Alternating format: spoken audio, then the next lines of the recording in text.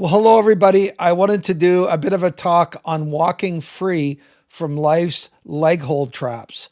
And before I get into my talk, let me just tell you a little bit about myself growing up. Here I am at 11 years of age.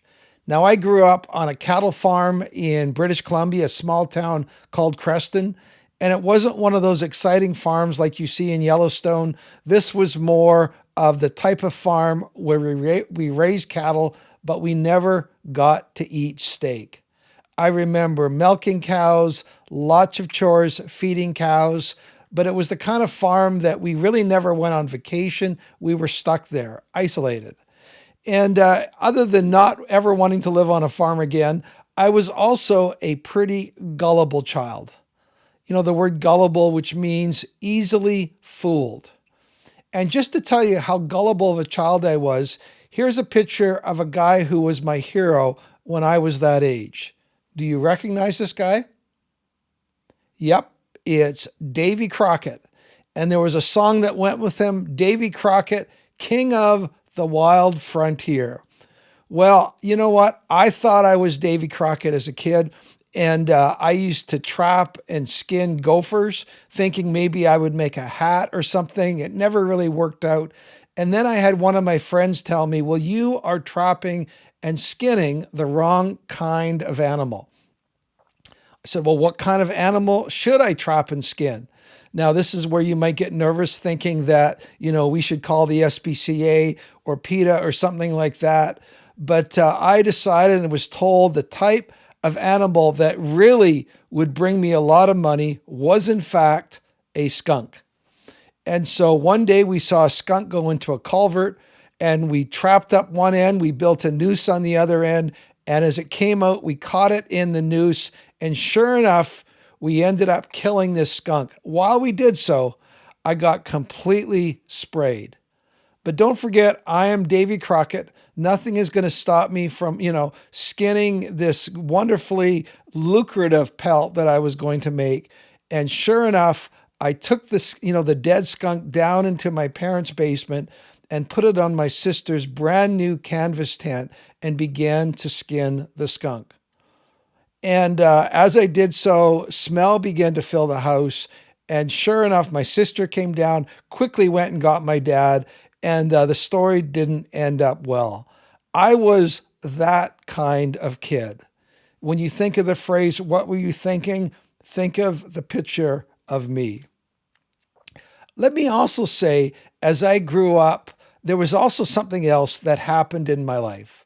And it was a struggle that I had with a growing addiction. I don't know about you, but when I get together with guys, I like to ask them this question. What is it that causes you to get up in the morning and go, God, oh God, oh God, I need you. Otherwise, I'm not going to make it through today. If you are here in this meeting, you might be one of those people that has something that comes to mind. If you have nothing comes to mind, the people that scare me are the ones that go, you know what, I'm good. Life is fine. And I want to talk a little bit today from my story about what it's like to live with a growing addiction.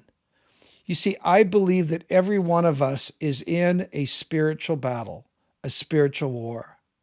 You have a personal enemy who loves it when you're trapped and held in bondage. He wants to keep you completely on the sidelines. He loves it when you mess up your life. I don't know if you've ever heard this verse. For I know the plans I have for you, declares the Lord, plans to prosper you and not to harm you. And yes, that's often used in reference to God's plan for us to bless us. Well, let me say this. The enemy also has a plan for you. His plan is the exact opposite. And so before I talk a little bit of my journey of addiction, I just want to talk a little bit about the enemy's plans for you and how it goes. Here's the first thing. The enemy wants to steal from you. John 10:10 tells us this, the thief comes only to steal and kill and destroy. So that's the first thing you know, which is the opposite of life and blessing, right? Second one is this. The enemy wants to trap you. The book of Proverbs describes a foolish young man who blindly walks into a trap and compares that young man to a bird. This is what it says: like a bird flying into a net, not knowing that its flying days are over. You know, the internet is full of little videos about how to trap a bird. It's not that hard. All you need is a bit of bait, a clever trap, and a dumb bird. Here, let me show you a couple of those simple little videos on how to trap a bird.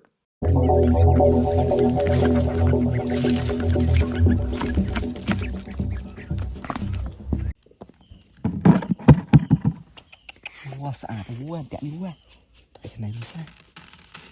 Bago ah.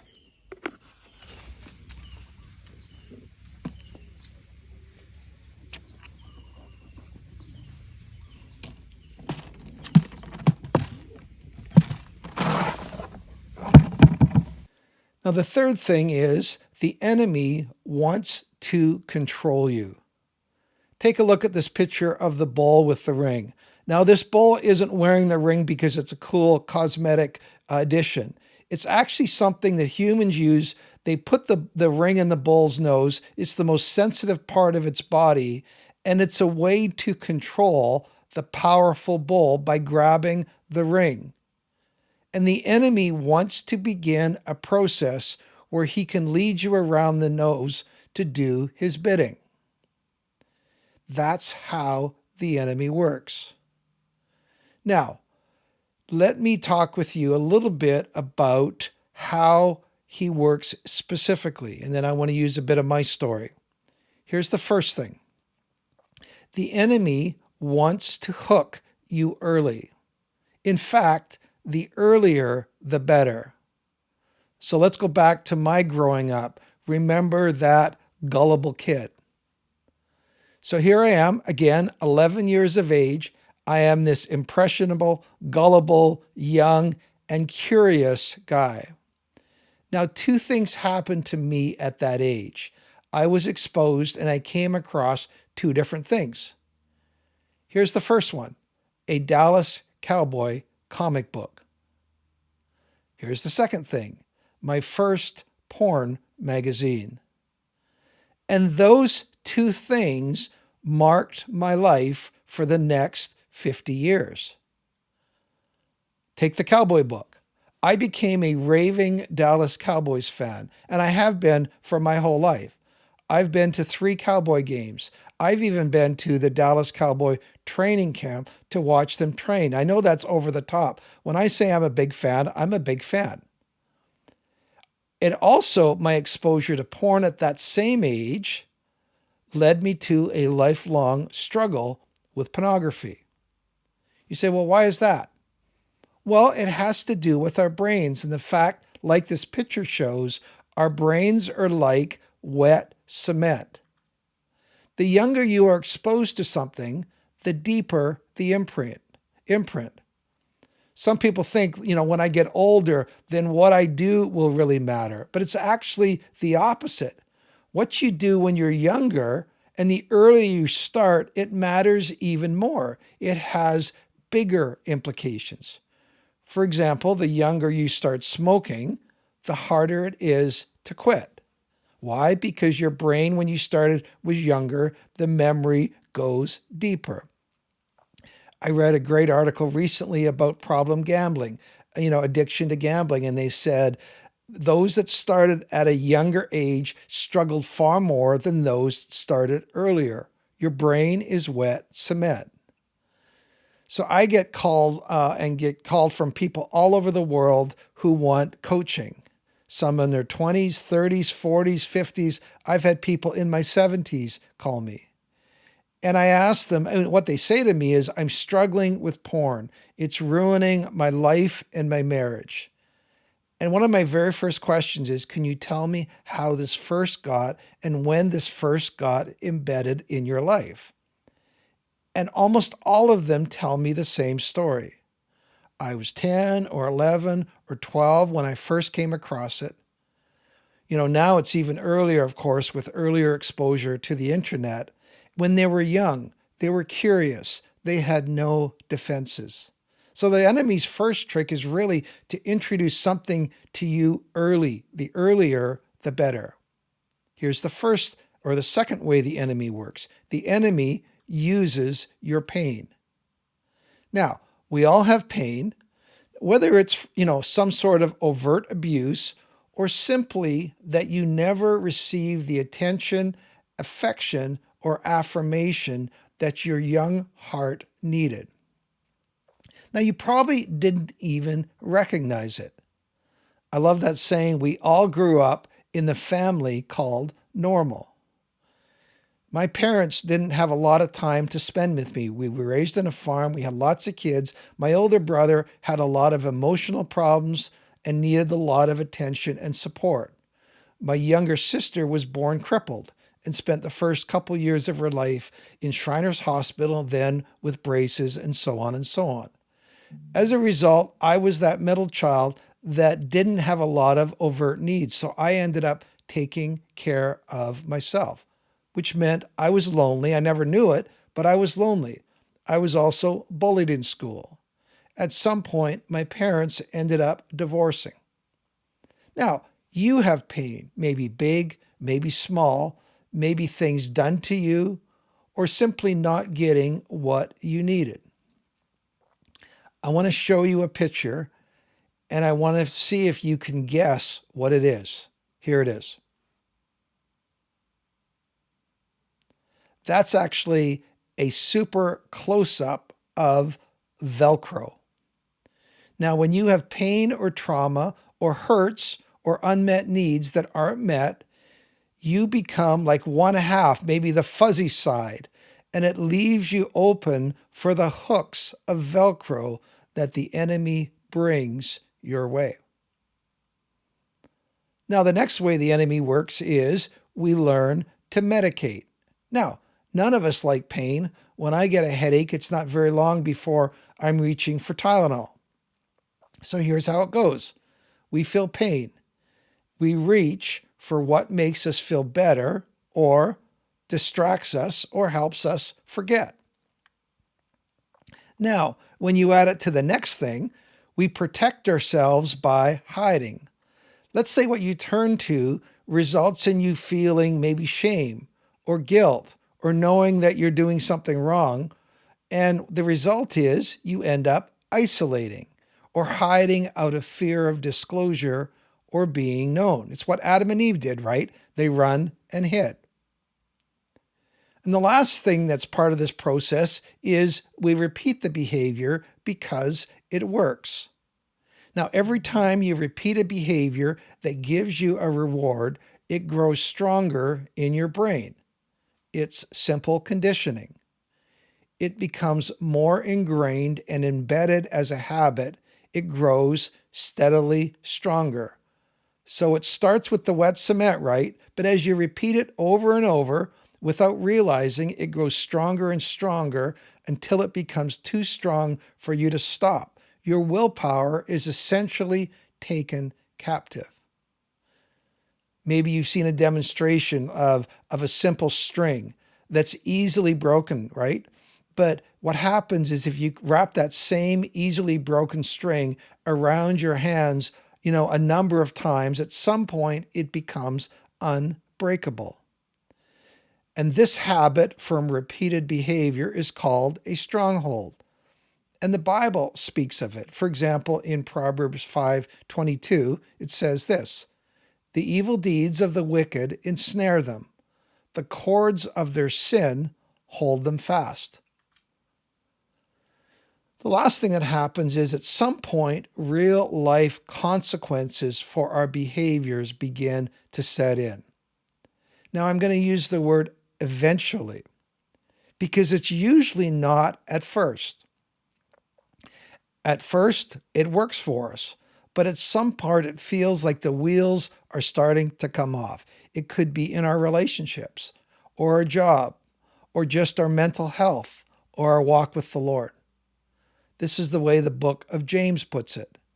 Each person is tempted when they are dragged away by their own evil desire and enticed. Then, after desire has conceived, it gives birth to sin, and sin, when it is fully grown, gives birth to death. Fully grown. You only see the effects over time. Now, the specific consequences may vary depending on your habits or hang-ups. Today, I primarily work with men who struggle with an addiction to porn. Now, let me also say I know that also is very much the case with a growing group of young women as well. But I primarily work with men, and men call me from all over the world, and I lead them individually and in groups to find freedom. Now, at the point they call me, I don't need to convince them that their porn use is causing them problems. For example, it may be guys who are, coming out of their 20s into their 30s, and they're going, you know what, I don't have any real relationships with girls. Or they get into a relationship and maybe their girlfriend finds out and goes, not cool. Or they have porn-induced erectile dysfunction and they've lost all confidence around women. Right? Their relationship with porn has robbed them of all confidence. Or maybe it's a married guy whose wife has finally had enough. They may be saying, you weren't really honest with me when I married you. Now I feel betrayed that you prefer porn stars over me. Your lying to me is something that has broken our trust. Or maybe the father whose porn use has left him agitated and irritated around his kids. He completely disassociates himself and feels that porn has robbed him from being present with his family. It could be any number of eventual negative effects, or it simply may be men who are tired of the loss of fellowship with God and the constant sense of shame and guilt that their behaviors bring them. Now, you say, well, this is all bad news. Well, it's actually not bad news to this point. When you get to that point, we call it rock bottom, and you finally realize maybe for the first time, I really am not just aware of this, but I truly want to make a change. Many of you are here because you're going, I truly want to make a change. So before we get to some practical steps of walking away from an addiction, let me just share a story with you that kind of summarizes this whole process that I've been talking about. It's called The Starling and the Peddler. Once there was a starling that lived its life singing its song and doing the hard work of finding food, like worms and other grubs. It was hard work, and the worms were often hard to get, but there always seemed to be just enough at the end of the day, and the starling continued to sing its song like starlings do. Not the prettiest song in the world, but still one that brought joy to itself and those who could hear. One day in the course of singing and looking for food, the starling came across the traveling peddler who called out to him. "Worms, worms, mouth-watering worms," cried the peddler. "Come right up and get your delicious worms today." Incredulous at the sudden good fortune, the starling hopped closer to the peddler. "Worms today, 2 worms for 1 feather," said the peddler. At the mention of worms, the starling felt a pang of hunger, and suddenly he understood. "My feathers are many," thought the starling, imagining the taste of the worms in his beak. "Surely I will not miss just 1 small feather."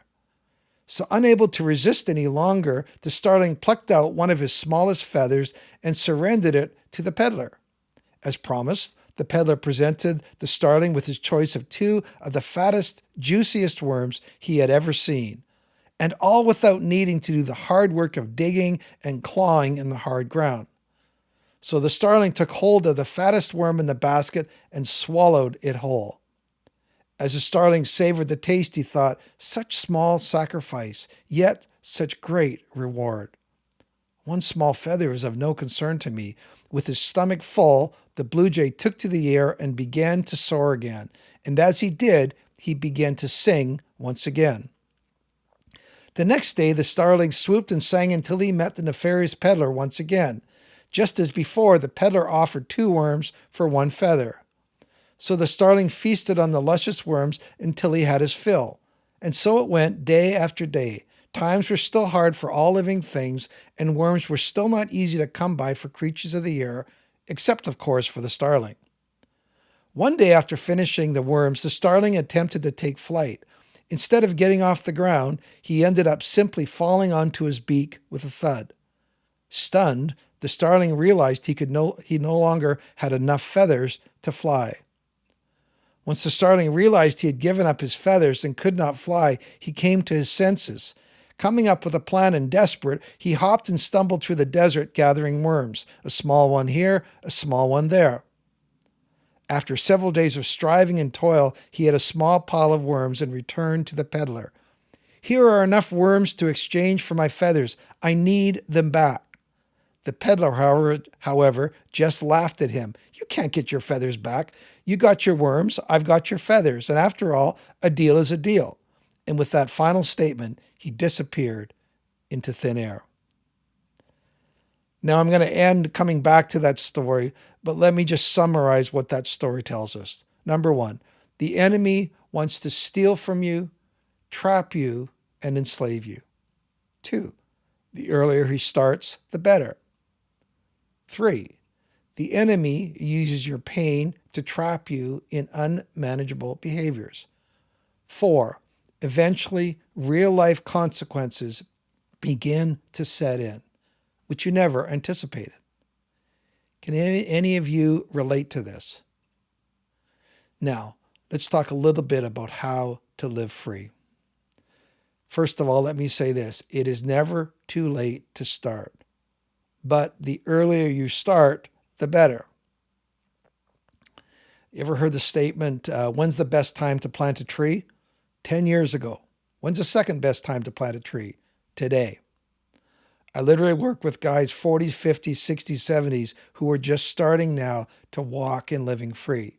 The younger guys have way more of their life in front of them. Here we go. First step. Number 1, recognize the enemy's plans. Enemy's plans for you. Proverbs 1:17. If a bird sees a trap being set, it knows to stay away. But these people set an ambush for themselves. It robs them of life. Number 2, come clean with God. Call out to God. Proverbs 31:4. Free me from the trap that is set for me, for you are my refuge. We all know that confession verse from 1 John 1:9. If we confess all of our sins, he is faithful and just to forgive us our sins and cleanse us from all unrighteousness. But many Christians stop there, and that is not enough. Third step, come clean with someone else.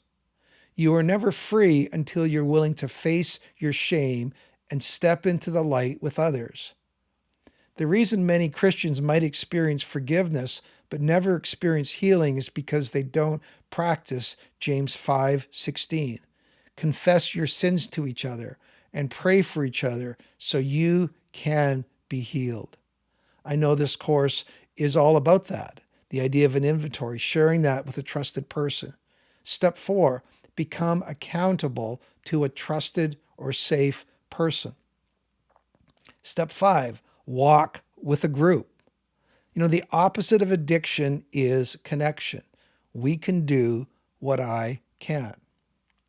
Step 6, seek healing for some of those formative wounds and find new, not destructive ways to meet those legitimate needs you have. Let me just say, whatever your addiction is, whatever your struggle is, it is not your main problem. It is just your favorite solution. Look for healing and find new life-giving solutions. Conclusion, I want to say this. Let's go back to that story of the starling for a sec, the bird who gave away all of his feathers. What if I feel like I've lost my feathers? You know, many people listen to the story who struggle and goes, I feel like I've given away all my feathers. But biblically, you need to know God can lift you out of that story. The part of the story I did not tell you is even if you've lost your feathers, our good, merciful Father can return our feathers to us. Remember, the enemy wants to steal your feathers, but he uses lies and needs your permission to do so. In the same way, the Father needs your permission to return your feathers to you. He needs your involvement, your engagement. And when it's all said and done, God can restore you and restore your feathers to you and make you a source of hope and healing for other people who still don't have their feathers. That's my prayer for each one of you, that you won't miss out on this healing pathway. Oh, and let me end. By the way, maybe I wasn't so gullible after all. On the intranet, I found this picture. I want to put it up there. Here is a skunk hat that sells on Amazon for $200. Maybe I missed my true calling after all. Well, finally, let me say this in closing. If you are looking for a whole bunch of recovery resources, I wanted to draw your attention to a podcast that I do called Finding Traction, Recovery from Porn. And if you're not sick of my voice, there's over 200 episodes there, and also information about the Circle Learning platform, as well as the website bandofbrothers.care. Thanks for listening.